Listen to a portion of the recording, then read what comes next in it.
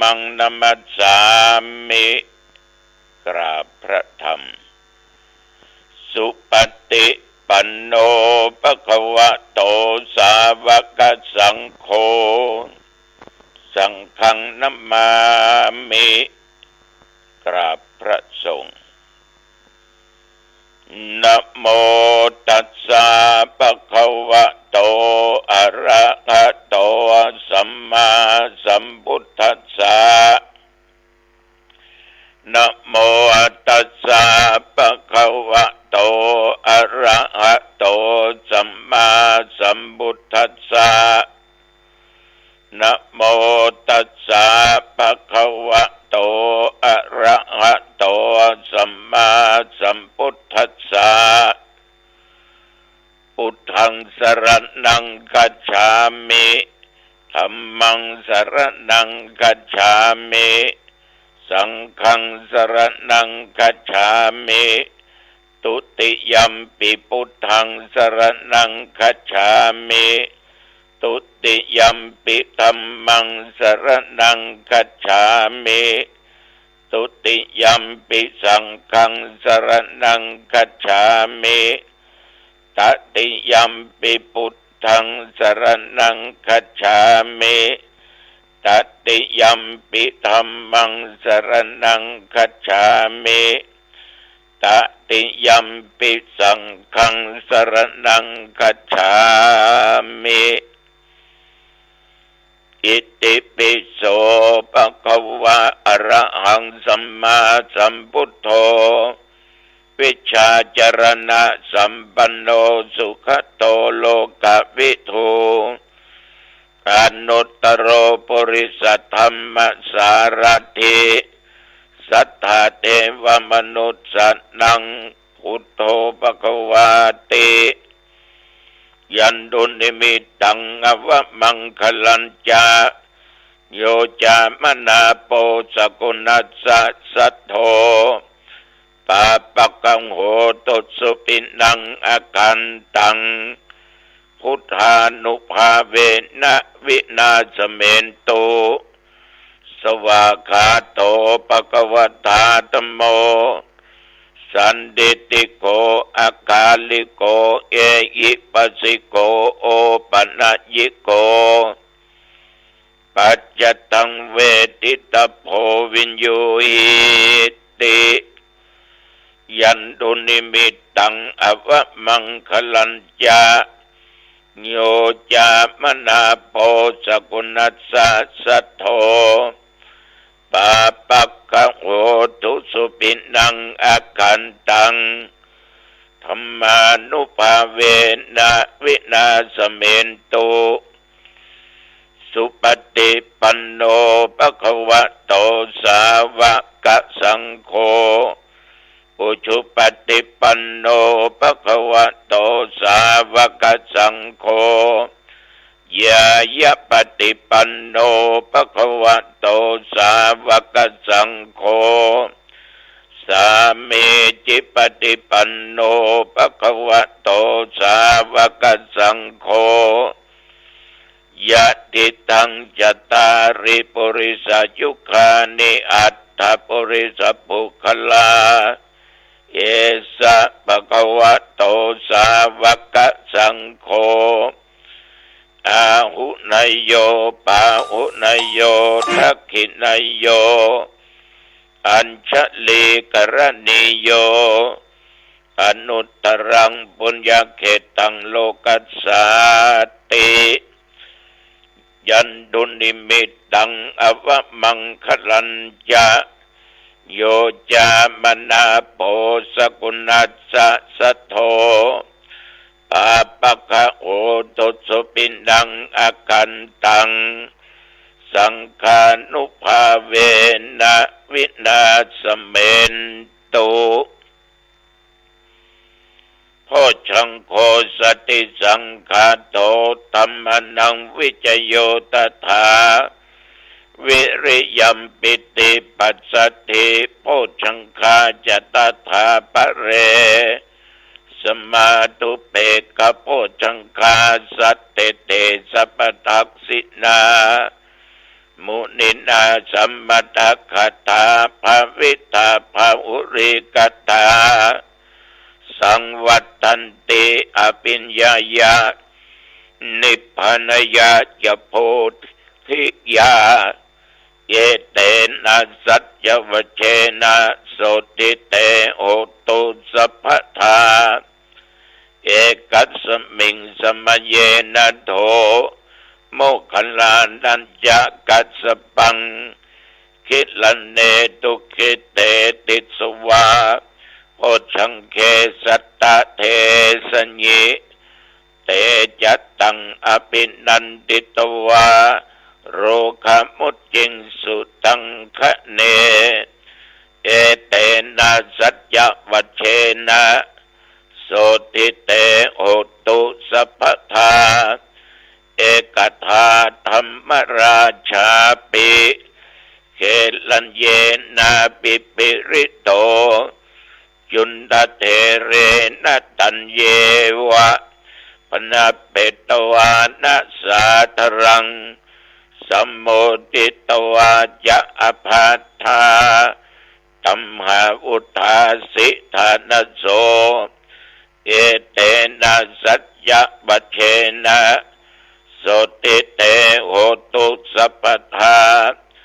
ปะอินาเตจะอภัตถาตินนันนัมปิมะเหสินังมัคคะอัตตกิเลสาวะ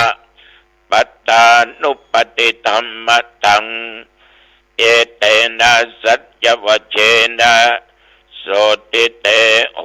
ตุสัพพทาภวตุสัพพมังคลังรักขันตุสัพพเทวตาสัพพพุทธานุภาเวนะสัทธาโสทิภวันตุเตภวตุสัพพมังคลังรักขันตุสัพพเทวตาสัพพธรรมานุภาเวนะสัทธาโสทิภวันตุเตภวตุสัพพมังคลังรักขันตุสัพพเทวตาสัพพสังฆานุภาเวนะสัทธาโสทิภวันตุเตโดยบทพุทธานุภาพธรรมานุภาพสังฆานุภาพบทได้สาธยายมนต์โดยจิตอันตั้งมั่นเป็นสมาธิอาตมะขอถวายพระพรชัยมงคลแด่สมเด็จพระเจ้าลูกเธอเจ้าฟ้าพัชรกิติยาภาขอให้พระองค์ท่านนั้นได้ทรงหายจากอาการพระประชวรการเจ็บไข้ได้ป่วยขอมีพระสุขภาพพระมัยอันแข็งแรงดุจดังเดิมให้พระองค์มีพระชนมายุยิ่งยืนนานได้120 พระพรรษายิ่งขึ้นไปขอถวายพระพรกรมอุตุได้บอกได้เอิ้นได้กล่าวว่าระยะนี้พายุฝนนั้นยังมีอยู่จะไปชะล่าใจเกิดขึ้นมามันเอาอย่างบัดตันดูพ่อแม่พี่น้องที่อยู่ตั้งเชียงรายก็ดีตั้งน่านตั้งแพร่ก็ดีหลายจังหวัดเมื่อถูกน้ำท่วมก็เกิดความเสียหายขึ้นทั้งเข้าของและชีวิตท่านทั้งหลายภัยวิบัติเหล่านี้แต่มันเกิดขึ้น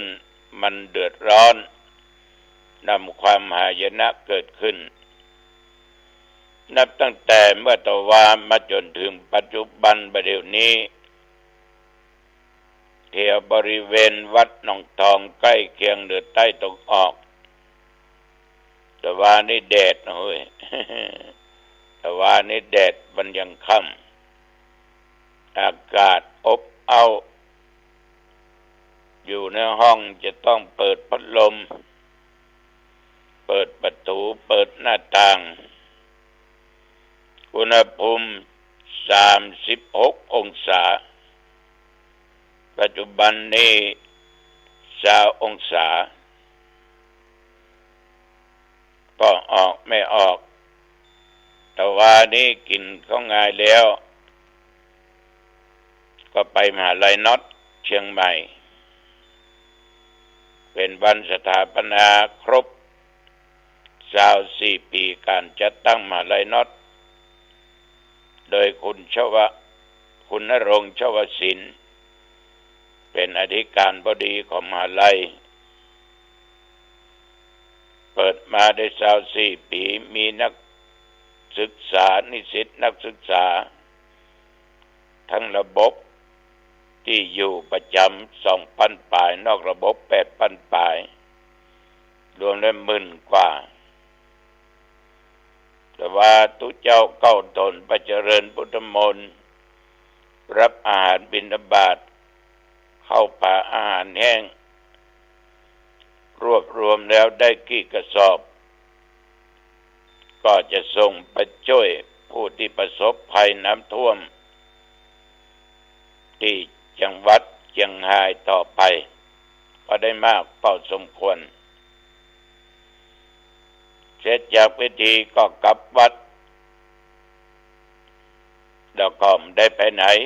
ตั้งแต่ตอนบ่ายตอนค่ำตอนคืนก็นั่งนอนอยู่ที่วัดนั่นเองแต่วันนี้เอาไปปะกันเนาะที่บ้านหนองแก้วหางดงแล้วก็งานธรรมทูตที่วัดนาบุกตำบลหนองควายเพื่อหางดงคืนนี้ไปพบไปปะกันทุลงจะแสดงธรรมที่หนองแก้วกันเด้อที่ไปปะญาติโยมอันธรรมทูตมันมีหลายตนศรัทธาญาติโยมท่านผู้ฟังเอาเปิดเครื่องมักจะได้ยินได้ฟังคำว่าอวิชชาซึ่งก็แปลว่าความโมโหความโง่ความเขาบ่รู้จักสิ่งที่เป็นจริงต่าง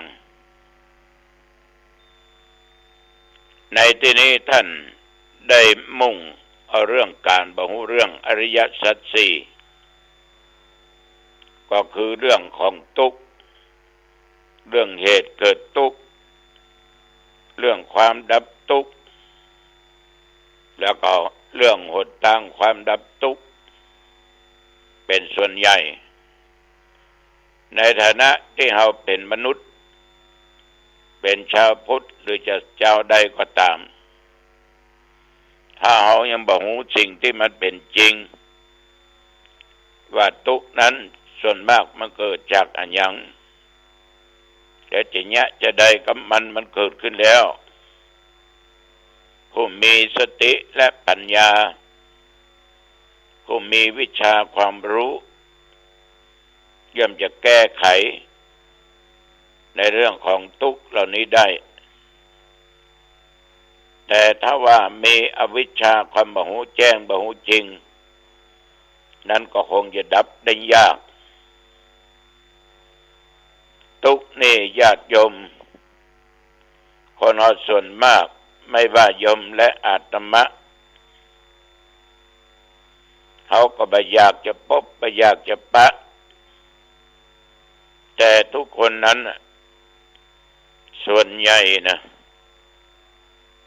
ก็ประสบกับความทุกข์มานักต่อนักเหมือนกันแต่ว่าพอจะเจอนักจะเดินเบาอย่างทุกข์ทั้งกายมีแน่นอนมันเป็นทุกข์เป็นปัจจัย เกี่ยวกับเรื่องของภายนอกหนาวก็เป็นทุกข์ร้อนก็เป็นทุกข์หิวก็เป็นทุกข์ท่านทั้งหลายมันก็แก้ได้ถ้ามันหนาวก็ไปอยู่ที่มันอบอุ่นเนี่ยที่อากาศหรือลมก็ได้แห้งแบบปัดรุนแรงห่มผ้าอย่ามันก็พอบรรเทาความหนาวไปได้ฮ้อนก็ถ้าไปตากแดดสดเข้าห่มเหียเปิดพัดลมเหียมีสตางค์ก็เปิดแอร์เหียก็แก้ฮ้อนได้เขาหิวบอดก็อยากกินข้าวก็อยากกินน้ำเมื่อเราหิวเอาก็กินเนี่ยโดยเหตุปัจจัยต่างๆที่เกิดขึ้นที่เขาว่าเป็นสังขารธรรมผมงอกเขี้ยวหักหูผ้าตามัวเกิดขึ้นกับทุกคนแต่ธรรมาภาพประเดี๋ยวนี้ผมทุกเส้นบนหัวนี่96%ขาวมดขาวจริงๆเหลือที่หมอกสีเทาหมอกสีดำบ่เกิน 5% ธรรมาก็ไปเป็นทุกข์กับมันเพราะว่าหลวงพ่อขอโทษเถอะผมเพราะขาวมดแต่ดีแค่มันขาวไปถึงหมดนะก็ต้องไปเป็นทุกข์กับมันละอย่างตัวลุงเนี่ยเอาผงใจได้เอาถึงหูแล้วว่ามันถึงจะเป็นอย่างนี้ถ้าเป็นญาติเป็นโยมก็เป็นทุกข์ใหญ่มันดำเหมือนเก่าเหมือนเดิมซื้อน้ำยามันย้อม ก็ย้อมก็ทุกข์แล้วนะย้อมเสร็จเรียบร้อยดำมิดเหมือนนั้นข่าวเหมาะก็เป็นทุกข์ต้องได้ย้อมแดมอย่าจะมาภาพก็ปล่อยไปตามสภาวะของมันไม่ต้องไปทุกข์กับมันมาอย่างใดก็ให้มันอยู่อย่างอันเป็นอย่างอันเนี่ยญาติโยมบางท่านก็เป็นทุกข์กับผมกับเผาเขี้ยวฟันหักอันนี้ก็เป็นทุกข์ยกตัวอย่างตัวเก่าเนี่ยมันได้เอาคนอื่นละเดี๋ยวนี้เขี้ยวทั้งลุ่มทั้งล่างเนี่ยหมดไป5 ซี่ละทั้งบนหมดไปซิ่งบิ่งไปจัดนักก็ปล่อยมันไปเอาก็ว่าตัวลุงยังไปใส่โอ้ยจะแต่งมันมามันก็อย่างถามว่าเป็นทุกข์กับมันก็ถ้าเอาคิดว่าจะให้มันทุกข์ก็ทุกข์คิดว่ามันสุขมันก็สุขเวลาเอากินเนี่ยอย่างเกลียวอย่างเงี้ยมันจะไปคำเขี้ยว มันคำเอาก็สวกออกเหียก็หมดเรื่องจะไปถอนจะไปใส่ก็ยังไม่ได้คิดเพราะว่ามันเป็นเรื่องธรรมชาติมันเป็นอย่างอี้ก็มาจากเหตุมักหวานลูกตั้งแต่เป็นละเอ็กละอ่อนมามักหวานเขี้ยวรากเขี้ยวก็เลยบรรทนดูมันก็เปราะบางเนี่ยมันเลยหักเขี้ยวพอแล้วงามก็งามไปแหมยังโอย งามไปแหมยังฉะนั้นญาติโยมทั้งหลายแม้แต่เขี้ยวออกก็เป็นทุกข์หูพร่าอันนี้ก็ตาฟังนะเกิดขึ้นกับตัวเองหมดบางครั้งนี่ญาติโยมเป็นอย่างก็ แต่กี้ว่าอย่างก็ว่าไม่แสดงว่าหูพร่าหูฟังไปละอันนี้ก็เช่นเดียวกัน10นี่ ไปกับกึ่งในหูผ้าหูฟังนี่นะญาติโยมเด้อบรรอู้อย่างมันก็ถ้าไปถามนะเนี่ยก็แสดงว่าเอาบักได้ยินทีละก็มีหลายท่านหลายคนก็ว่าดีนะ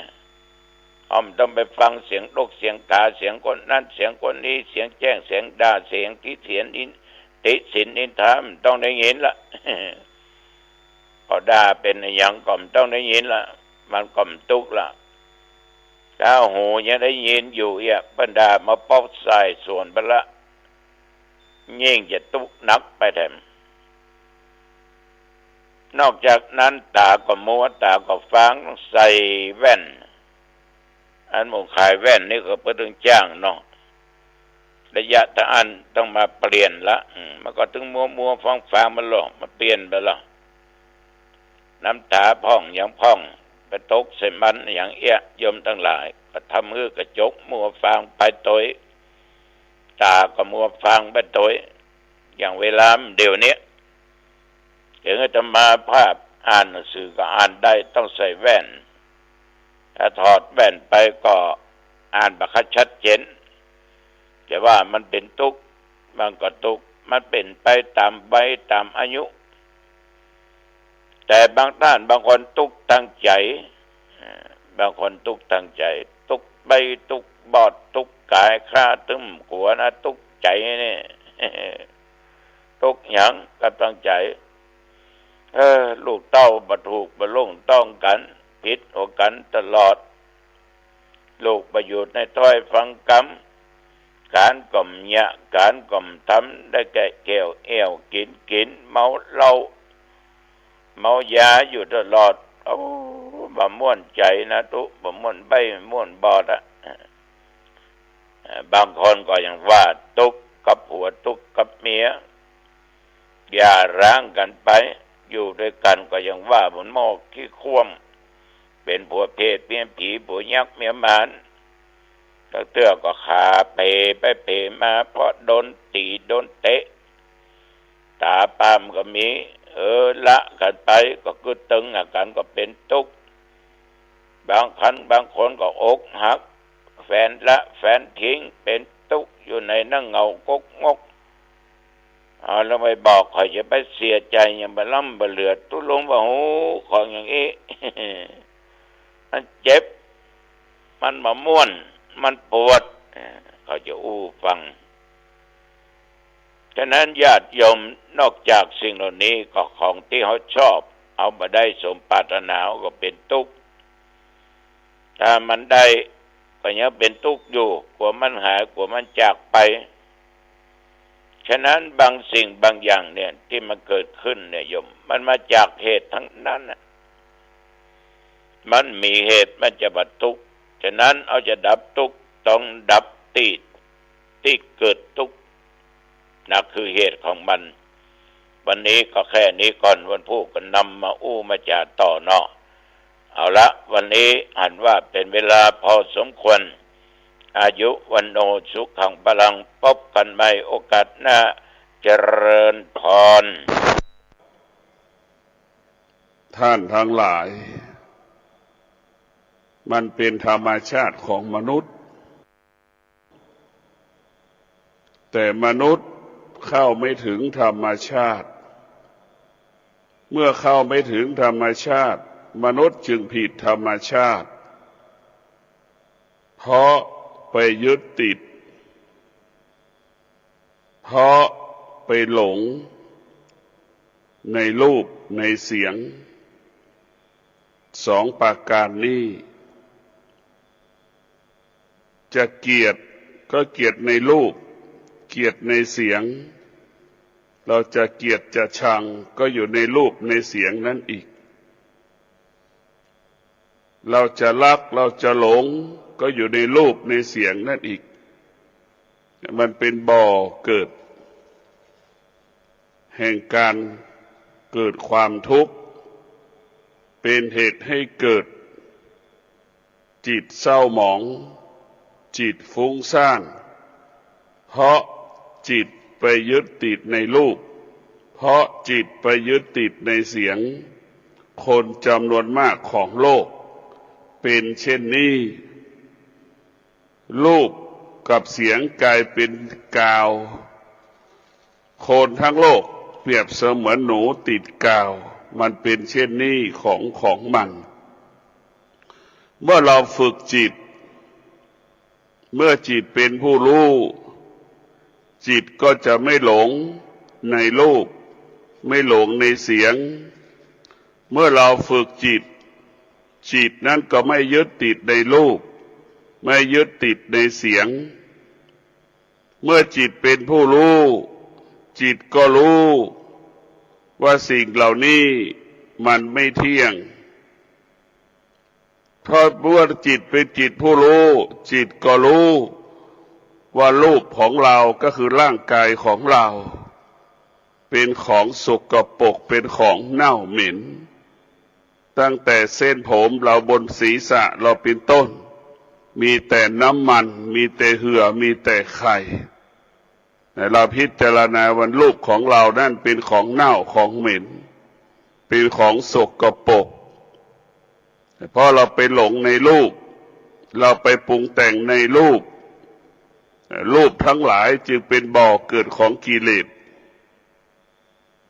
รูปทั้งหลายจึงเป็นบ่อเกิดแห่งราคะรูปทั้งหลายจึงเป็นบ่อเกิดแห่งตัณหาจึงทำให้เรานั้นตกอยู่ใต้อำนาจในรูปในเสียงตลอดเวลาเรียกว่าความทุกข์ก็เกิดจากรูปความทุกข์ก็เกิดจากเสียงถ้าทุกข์ถ้ารูปนั้นไม่ตอบสนองเราก็จะเป็นทุกข์เสียงนั้นไม่ตอบสนองเราก็เป็นทุกข์เช่นเราโทรศัพท์ไปหาบุคคลอันที่เรารักแล้วเขาก็ไม่โต้ตอบเราเขาจิตเข้าไปยึดติดในรูปในเสียงแล้วมันจะเกิดการปรุงแต่งคิดเองเองจึงทำให้เกิดคำว่าทุกข์ใจทรมานใจพวกเราทั้งหลายความคิดก็เป็นเหตุให้เกิดความทุกข์อีกรูปเป็นเหตุให้เกิดความคิดเสียงก็เป็นเหตุให้เกิดนั่นแหละเรารู้แล้วเราละเราไม่สะสมวัตถุสิ่งของใดๆเหมือนร่างกายทารกแรกเกิดสภาวะจิตของเราก็รู้เราก็ทิ้งสิ่งที่เรารู้ก็เหมือนสภาวะจิตทารกแรกเกิดสมองเด็กทารกแรกเกิดมันไม่มีอะไรเห็นไหมไม่มีอะไรอยู่ในหัวสมองเด็กทารกแรกเกิดให้เป็นอย่างนั้นแหละและการจิตเป็นผู้รู้ก็จะเหมือนเด็กทารกแรกเกิดอยู่เหนือสิ่งที่เรารู้ทุกสิ่งทุกอย่างเพราะฉะนั้นพวกเราทั้งหลายเราฝึกฝนจิตเราให้จิตของเราเป็นผู้รู้ร่างกายของเราเปรียบเสมือนม้าจิตของเราก็เหมือนจ็อกกี้เราจะกำกับร่างกายของเราไม่ให้เราหลงเราจะไม่ปรุงแต่งร่างกายของเราเหมือนจิตของเราเหมือนจ็อกกี้ขึ้นหลังม้าเราจะกำกับยามที่แก่ปรากฏจิตเราก็อยู่เหนือความแก่ยามที่ความเจ็บปรากฏจิตเราก็อยู่เหนือความเจ็บปวดทุกข์ทรมานลำบากเราอยู่เหนือมันเรากำกับมันโรคภัยไข้เจ็บปรากฏเราก็อยู่เหนือโรคภัยไข้เจ็บเรากำกับมันเหมือนจ็อกกี้กำกับม้าโรคภัยไข้เจ็บความแก่ก็เปรียบเสมือนม้าเรากำกับมันได้จิตของเราจะเป็นเช่นนั้นจิตจะอยู่เหนือความแก่ความเจ็บความตายเมื่อจิต